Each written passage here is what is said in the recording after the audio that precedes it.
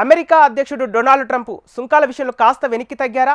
ముఖ్యంగా మన దేశంపై సుంకాల విషయంలో పునరాలోచన చేస్తున్నారా? అయితే ట్రంప్ ఎప్పుడు ఏం మాట్లాడుతారో తెలియదు కాబట్టి ప్రస్తుతానికి ఇదే ట్విస్ట్ అవుతోంది. అలస్కాలో రష్యా అధ్యక్షుడు పుతిన్తో ట్రంప్ జరిపిన భేటీలో ఎలాంటి ఒప్పందాలు జరగకున్నా ఎంతో ఫలప్రదంగా జరిగిందంటున్నారు ఇద్దరు అగ్రనేతలు. చాలా విషయాల్లో ఇద్దరు అంగీకారానికి వచ్చామంటున్నారు. ఇక ట్రంప్ ఉక్రెయిన్తో యుద్ధం ముగించేందుకు తాను నిజాయితీగా ఉన్నట్లు ప్రకటించారు పుతిన్. అయితే ఈ భేటీతో ట్రంప్ పెద్దగా సాధించేందేమీ లేకున్నా పుతిన్ మీద పైచేయి అనిపించుకునే ప్రయత్నం చేశారు. అలస్కా వేదికగా అమెరికా అధ్యక్షుడు డొనాల్డ్ ట్రంప్, రష్యా అధ్యక్షుడు వ్లాదిమిర్ పుతిన్ మధ్య జరిగిన సమావేశాన్ని ప్రపంచ దేశాలు ఆసక్తిగా గమనించాయి. అలస్కాలోని జాయింట్ బేస్ ఎల్మెండార్ఫ్ రిచర్డ్సన్ సైనిక స్థావరానికి తొలుత ట్రంప్ చేరుకున్నారు. కాసేపటి తర్వాత పుతిన్ అక్కడికి వచ్చేశారు. రష్యా అధ్యక్షుడికి ట్రంప్ ఆత్మీయంగా స్వాగతం పలికారు. షేక్ హ్యాండ్ ఇచ్చి చిరునవ్వుతో పలకరించారు. పుతిన్ ఎక్కడికి వెళ్లినా తన సొంత వాహనాలను తీసుకెళ్తుంటారు. అలస్కాకి కూడా ఈ వాహన శ్రేణి చేరుకుంది. కాగా పుతిన్ అందులో కాకుండా ట్రంప్తో కలిసి అమెరికా అధ్యక్షుడి బీస్ట్ వాహనంలో ప్రయాణించడం ఆశ్చర్యపరిచింది. సుమారు 5 ఏళ్ల విరామం తర్వాత ఇద్దరు అగ్రదేశాల అధిపతుల మధ్య జరిగిన కీలక భేటీ 2.5 గంటలకు పైగా జరిగింది. అయితే ఉక్రెయిన్ యుద్ధానికి సంబంధించి అలాంటి ఒప్పందం కుదరకుండానే ట్రంప్, పుతిన్ మధ్య చర్చలు ముగిశాయి. అనంతరం ప్రెస్ కాన్ఫరెన్స్లో ఇరువురు నేతల భేటీ వివరాలను వెల్లడించారు. ఈ సమావేశం ఎంతో ఫలప్రదమైందని పేర్కొన్నారు డొనాల్డ్ ట్రంప్. భేటీలో అనేక అంశాలు చర్చకు వచ్చాయని తెలిపారు. ఈ చర్చల్లో ఎంతో పురోగతి ఉందన్నారు. అయితే కొన్ని సమస్యల్ని పరిష్కరించుకోవాల్సి ఉందని వెల్లడించారు. తుది ఒప్పందం మాత్రం కుదరలేదన్నారు. చాలా అంశాలను ఇద్దరం అంగీకరించామని, అయితే కొన్ని ఇంకా మిగిలే ఉన్నాయన్నారు. అన్ని విషయాలను పరిష్కరించుకుని అధికారికంగా అగ్రిమెంట్పై సంతకం చేసే వరకు ఒప్పందం జరగదన్నారు. త్వరలో తాను ఉక్రెయిన్ అధ్యక్షుడు జెలెన్స్కీ, యూరోపియన్ యూనియన్ నేతలతో మాట్లాడతానని ట్రంప్ తెలిపారు.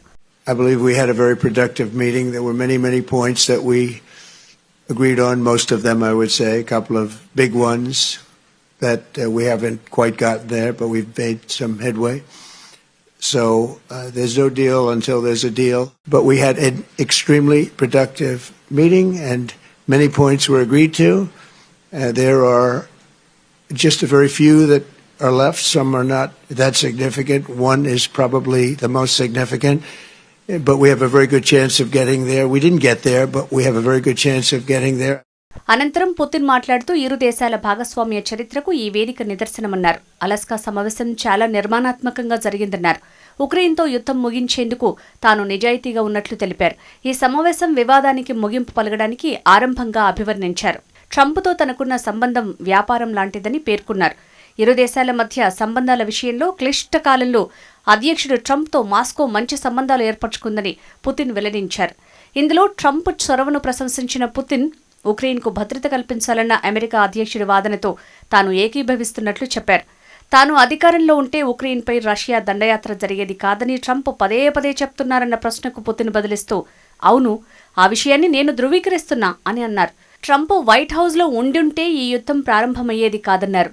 అనంతరం పుతిన్ ఇంగ్లీష్లో మాట్లాడుతూ తదుపరి భేటీ మాస్కోలో ఉంటుందని ప్రకటించారు.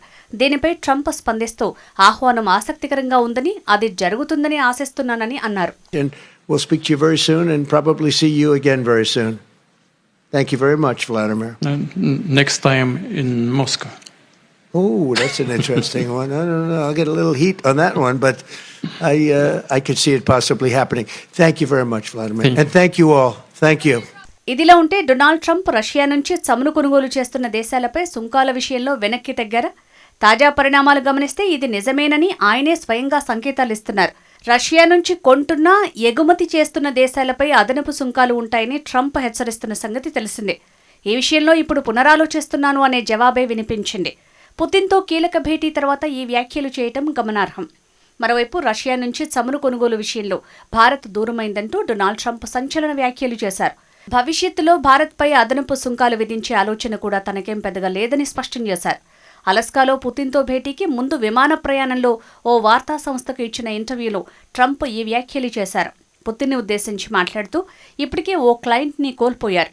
అది 40% కొనుగోళ్లు జరిపే ఇండియా, చైనా గురించి కూడా తెలిసిందే. ఆ దేశం కూడా రష్యాతో బాగానే వాణిజ్యం జరుపుతోంది. ఒకవేళ పరోక్ష ఆంక్షలు, అదనపు సుంకాలు గనుక విధించాల్సి వస్తే చాలా విధ్వంసకరంగా ఉంటుంది. అవసరమైతే చేస్తాను, అవసరం లేకపోతే ఉండదు అని అన్నారు ఆయన. Well, he lost an oil client, so to speak, which is India, which was doing about 40% of the oil. China, as you know, is doing a lot. And others have another few countries. And if I did what's called a secondary sanction or a secondary tariff, it would be, very devastating from their standpoint. If I have to do it, I'll do it. Maybe I won't have to do it. Russia నుంచి చమురు కొనుగోలు చేస్తుందన్న కారణంతో ఇటీవల భారత్పై 25% అదనపు సుంకాలు విధిస్తున్నట్లు Trump వెల్లడించిన సంగతి తెలిసిందే. ఈ కొత్త టారిఫ్లు ఆగస్టు 27 నుంచి అమల్లోకి రానున్నాయి. ఇదిలా ఉంటే పుతిన్తో ఒప్పందం విషయంలో ట్రంప్ విఫలమయ్యారంటున్నారు అమెరికా మాజీ జాతీయ భద్రతా సలహాదారు జాన్ బోల్టన్. ఈ భేటీలో ఎలాంటి ఒప్పందం కుదరలేదని విమర్శించారు. అదే సమయంలో పుతిన్ కోరుకున్న వాటిలో చాలా వరకు సాధించారు. ఆంక్షల నుంచి తప్పించుకున్నారని పేర్కొన్నారు. యుద్ధంలో ముందుకు వెళ్లేందుకు పుతిన్ ఏదైనా చేస్తాడని, దాన్ని ట్రంప్ అర్థం చేసుకోలేకపోతున్నారని విమర్శించారు. మరోవైపు పుతిన్ అలస్కాకు వచ్చిన సందర్భంగా ట్రంప్ అమెరికా సైనిక శక్తిని చాటుకునే ప్రయత్నం చేశారు. వీరిద్దరూ ఎయిర్ బేస్లో కారు దిశగా నడుస్తుండగా ఆకాశంలో అమెరికా ఇరాన్ మీద దాడికి ఉపయోగించిన B-2 బాంబర్లు, పలు రకాల ఫైటర్ జెట్లు ప్రయాణించాయి. వాటిని చూసి పుతిన్ ఆశ్చర్యపోయారు. వీరు ప్రయాణిస్తున్న కాన్వాయ్ వెళ్లే మార్గంలోనూ యుద్ధ విమానాలు వరుసగా పార్క్ చేస్తున్నాయి. తమ సైనిక సామర్థ్యాలను పరోక్షంగా పుతిన్కు చెప్పేందుకే ట్రంప్ ఈ మిలిటరీ విన్యాసాలు చేయించి ఉంటారని తెలుస్తోంది. పుతిన్ను హెచ్చరించేందుకే ట్రంప్ ఇలా చేశారని మరికొందరంటున్నారు. పుతిన్ ట్రంప్ సమావేశం జరుగుతున్నంతసేపు కూడా అవి గాల్లోనే చక్కర్లు కొడుతూ కనిపించాయి.